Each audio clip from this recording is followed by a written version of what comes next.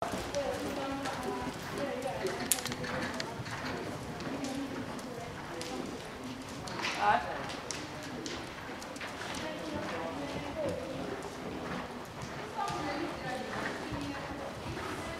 igen halv vej. Ikke til at kigge over.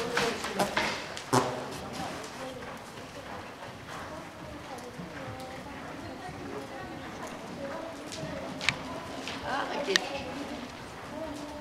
Bøj igen. Bøj.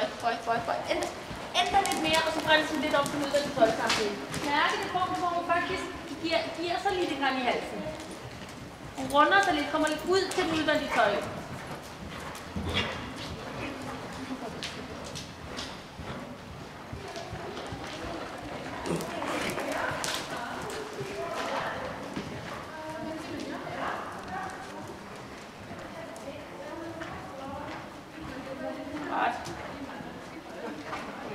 Og igen nu, bøje hende og stop hende lidt over udvendigt tøj.